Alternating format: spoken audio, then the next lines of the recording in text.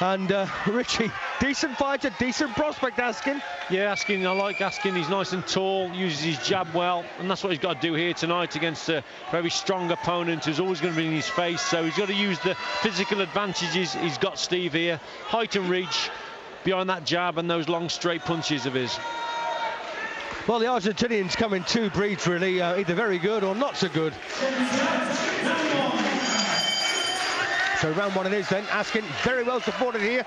Local boy from Blackpool, 22 years of age, and he's got a very bright future in front of him, I think. And this a risky match, Richie. Well, it always is against the Argentinians because they're very, very strong and tough. They always come to fight straight away. Garay's on the attack. But yeah, they're strong, they're tough, they can punch.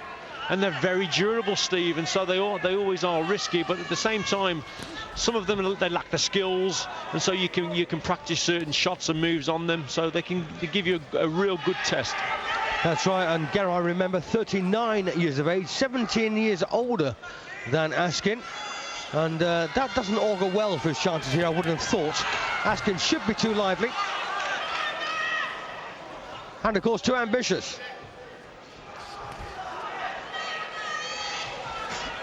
What Askin's got to do here as well, Steve, is not only work with the jab, but send that right uppercut through as well. His opponent straight away, he's ducking down low. His guard's not too good. He's a strong man, but he's open to that right uppercut. And that's the shot I'd like to see Askin practice tonight. I've often wondered why fighters at this level will box with the left hand low slung like that, Rich. It just doesn't seem to make any sense to me. Yeah, a lot of fighters these days, you know, they're taught to be relaxed, and there's that little short right uppercut, right on cue. That was a good punch. But yeah, a lot of boxers these days, Steve, are very relaxed and they have a low lead hand, but it is very, very dangerous. When you come into punching range, you've got to get those hands up or you get caught. And of course, it takes a lot longer for the punch to travel from hip to jaw than it does from shoulder to jaw. I remember back in your day, Richie, you were very, very orthodox. Always tight, always tidy, always compact, and always composed. Yeah, well, my old man was a good coach, you know, and we targeted our defence as well as the attack, and good feet and a good guard.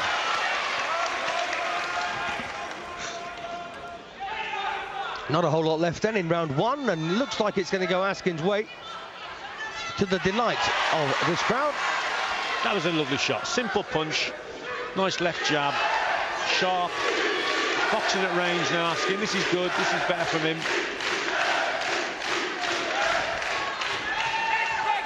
Nice to see Brian London, former two-time world heavyweight title contender, in the audience here this evening, along with Bobby Ball as well. Ball. Rock on, Tommy. We've seen it all tonight, Steve.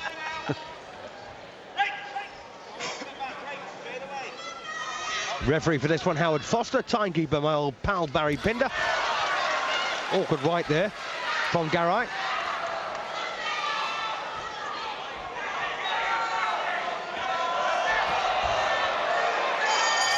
So first round then goes Askin's way. But a couple of rough moments there, I thought, towards the end from Garay. Well, that's good, you see, from Garay. You know, he's come here, he's a long way from home, but he certainly hasn't come down to lie down. And he just, yeah, a couple of shaky moments in there for young Askin, but in that round I thought he boxed well, and, you know, he'll get those nerves out of the system now in that first round and then move on now. And of course, our main event features Matthew Hatton, and his brother Ricky is here, former two-weight world champion. What you see now is that jab working. Yeah, I was just speaking to him earlier. He looks in pretty good condition, does Ricky. Had a bit of a laugh about the old football. Of course, my team, West Brom, and his team, Man City. Absolutely. Worlds apart in terms of the financial side of things, but well, we should finish above them anyway. Round two it is then, of a scheduled 8. These two cruiserweights, of course. And Askin in the gold and red shorts against Juan Manuel Garay from Buenos Aires in Argentina. And as I say, he's boxed 6 times in Europe previously, so this is a system that he's quite used to.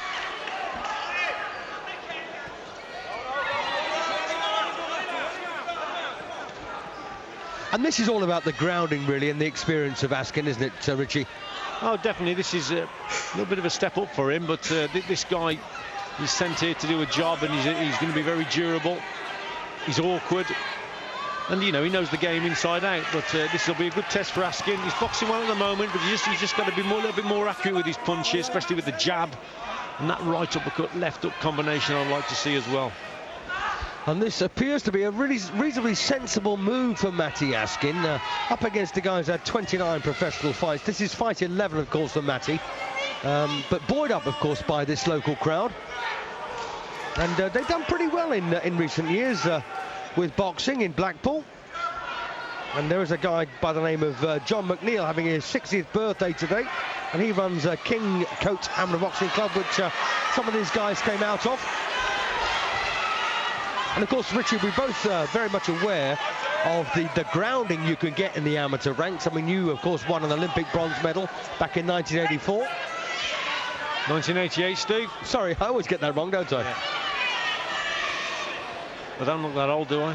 No, of course not.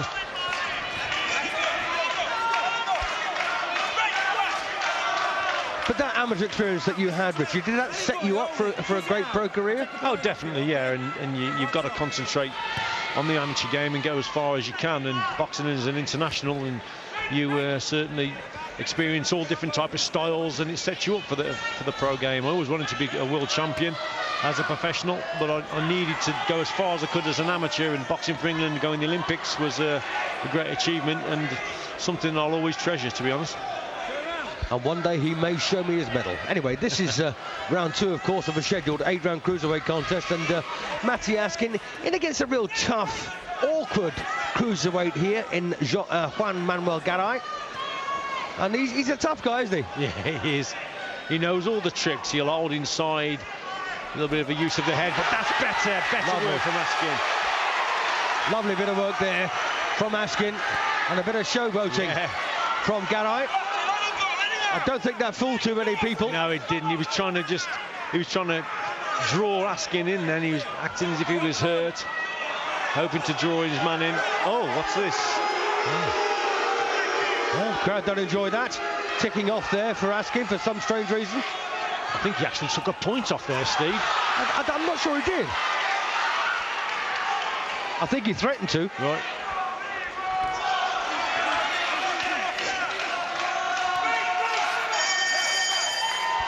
Got another round in the bag, though, for Matty. Well, if he didn't take a point off, then it's a 10-9 round for Askin. Yeah, I don't think he did. He may have done, but I wasn't actually looking at the referee at the time.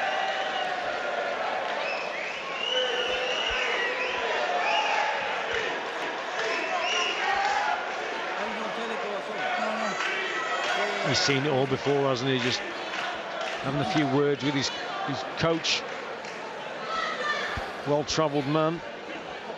Yep, and his coach, of course, is Philip Fondue, who looks after so many continental and foreign, well, not only continental fighters, but fighters from all over the place. And there's Bob Shannon in the corner with Askin. Bob, of course, has earned his degree in boxing training, Richie, hasn't he? Yes, certainly is. Round 3 of a scheduled 8. And Askin looking to win his 3rd round on the spin here. That's better work. Just simple jab. His opponent's open.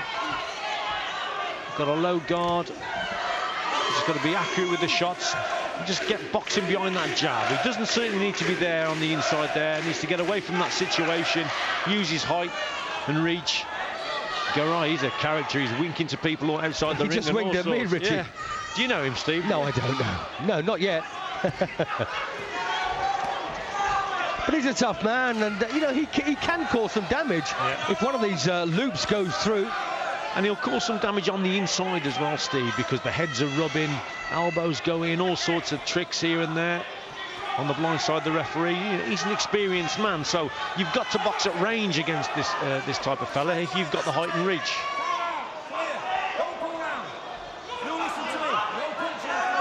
He's got a bit of a reputation as well, Garay, as being, a handful as a loser. despite the fact that he's actually won more than he's lost. Even when you beat him, he gives you a hard time.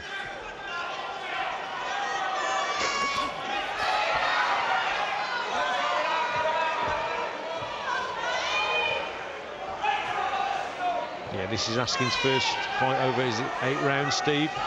He's done he's done 2 or 3 6-round contests, so this could take him into new territory tonight. Yeah, moving him up in class, of course, as well as distance. And just a shove there from Askin. That's better boxing. What he's got to start doing here, Steve, as he's landing that jab and the 1-2, then he needs to take a step back, because this fella's falling in all the time on him. Just needs to maintain that gap between himself and Garay. So double jab, right hand, take that half a step back and let the fella just fall in just like that, you see. Yeah, not a great deal of use going looking for Garay, because you know he's going to be there and he's going to stand right in front of you. Just be smart, be sensible. He's clever, Garay is. He knows that Askins, after he's landed those shots, he holds his feet, he stays there, and he just grabs him. That's better. Well, the crowd's really getting behind Askin now.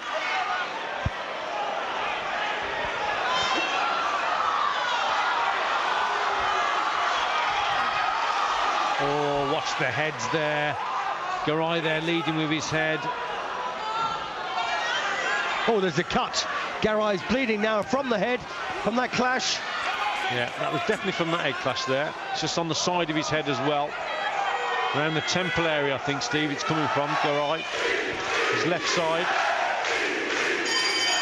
Well, there's the end of another round in the bag. Round 3, in fact, for Askin. Garay's complaining to the referee, but I tell you, that head clash was, you know, it's a 50-50, and if anything, it was Garay who's leading with his head there. Yep, I can't argue with that one, Richie.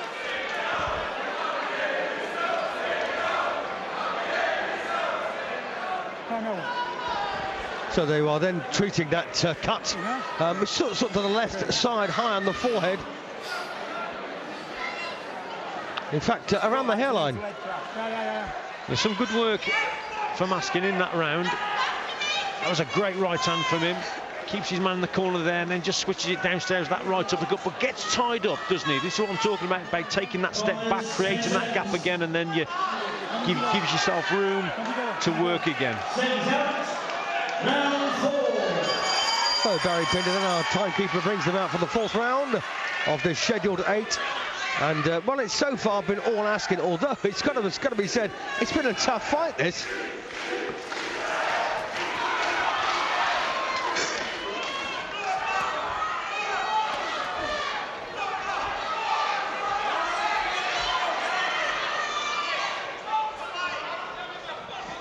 But this is the type of fight, Steve, where you can make it difficult for yourself by just holding those feet, by letting your man hold you on the inside.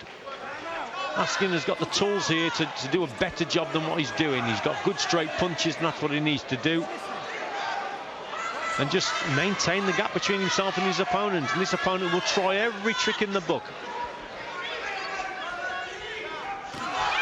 Oh, that was a decent jab from Askin.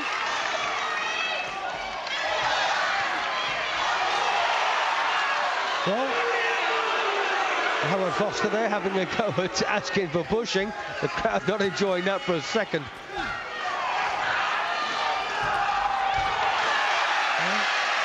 Little touch on the shoulder as he went by. Yeah.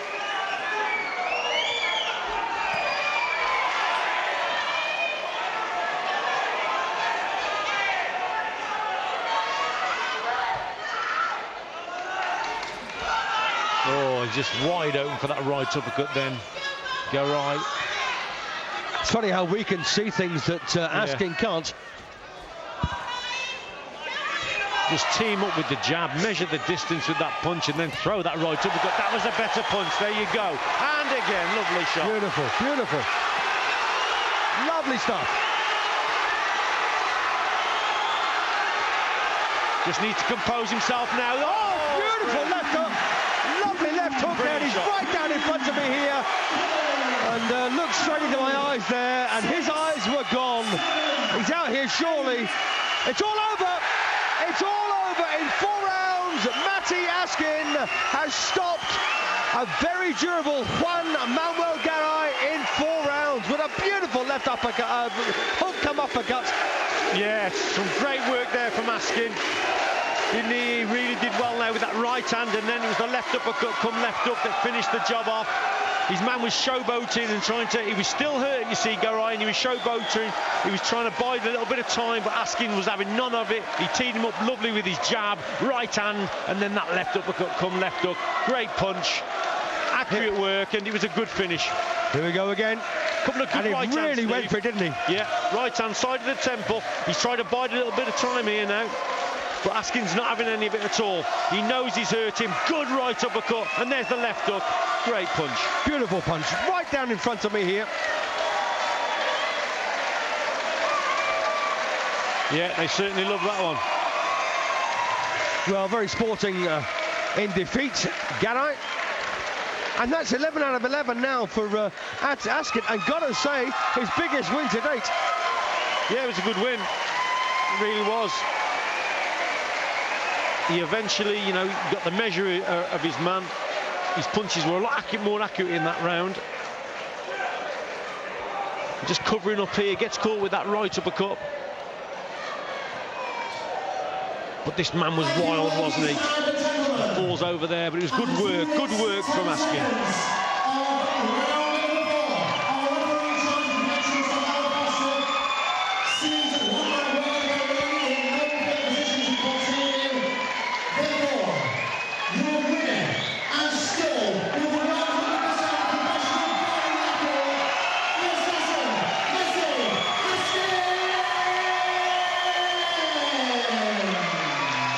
Well, I've got a feeling here, Richard Woodall, that Blackpool have got a bit of a star in the making on their hands.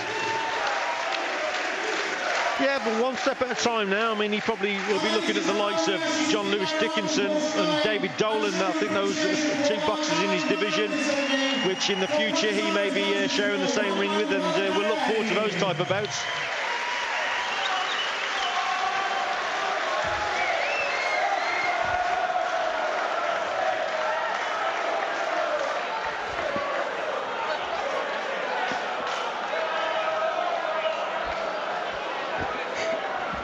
Well, there's the finishing punch yet again. Lovely, lovely left hook there from Matty Askin, and he looked straight into my eyes, and I thought, well, he's going nowhere. He didn't wink at you that time, Steve, did he? No, he didn't. I did at him, though.